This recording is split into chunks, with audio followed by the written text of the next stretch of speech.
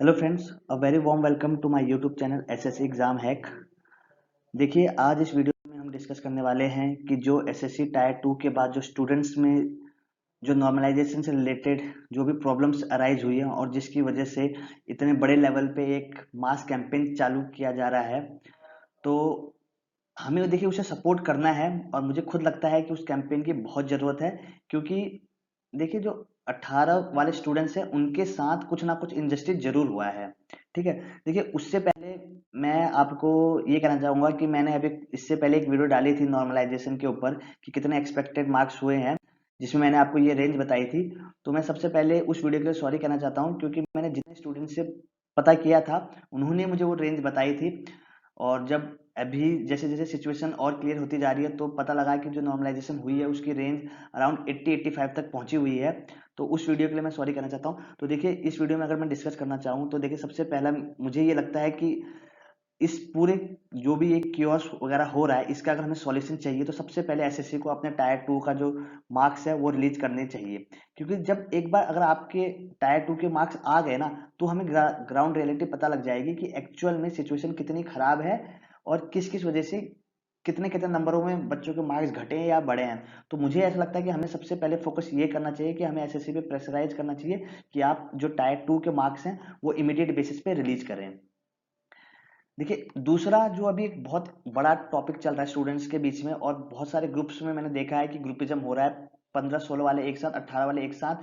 और वो हो रहा है एसएससी टायर 2 वापस करवाने के लिए। तो देखिए, मुझे ऐसा लगता है कि पूरा टायर 2 का एग्जाम करवाना अपने आप में कोई सॉल्यूशन नहीं है, क्योंकि जो इंग्लिश का पेपर था उसका लेवल ऑलमोस्ट ऑलमोस्ट सभी जो तीनों शिफ्ट थे उनमें सेम था।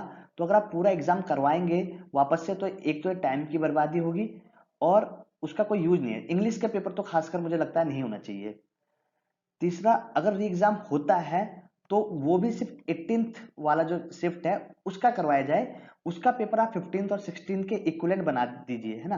तो वैसे करने से देखिए टाइम भी जल्दी, आपका जो पेपर है वो भी टाइम से हो जाएगा, क्योंकि वैसे ही कोविड की वजह से हम अराउंड 1.5 साल पीछे चल रहे हैं। तो अगर री एग्जाम होना चाहिए तो 18th वाले शिफ्ट का री एग्जाम हो जाए, क्योंकि 15 और 16th का जो पेपर का लेवल था वो ऑलमोस्ट सेम सेम लेवल का था।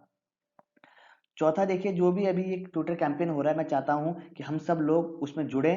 और जो भी जैसे अभिनव सर द्वारा ये जो ट्विटर कैंपेन चलाए जा रहे हैं और बाकी भी जो टीचर्स वगैरह अब उसमें अपना योगदान दे रहे हैं, तो हम सब भी ट्विटर अकाउंट बना के और उस कॉज को हमको सपोर्ट करना है।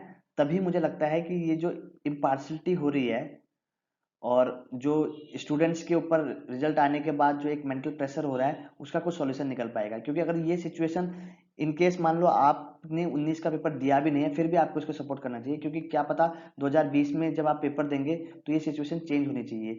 तो उस वाले कैंपेन में मुझे एक चीज जो सबसे अच्छी लगी कि वो ये कि उसमें ये कह रहे हैं कि जो टायर 2 का पेपर है वो आप एक शिफ्ट में कराइए। देखिए, अगर एक शिफ्ट में पेपर हो जाएगा तो नॉर्मलाइजेशन की जरूरत भी नहीं है।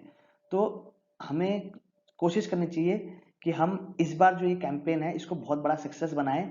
और हम जितने भी टीचर्स हैं या जितने भी जो बड़े बड़े यूट्यूबर्स हैं उनको भी हम इस मूवमेंट से जुड़ने के लिए कहें। तभी हम इस मूवमेंट को मीडिया या फिर जो हायर अथॉरिटी है उनको हम जगा पाएंगे, वरना ये सिचुएशन चलती रहने वाली है। तो फ्रेंड्स, इस वीडियो में इतना ही। वीडियो अच्छी लगी तो लाइक कीजिए और चैनल को सब्सक्राइब कीजिए। Thank you and all the very best.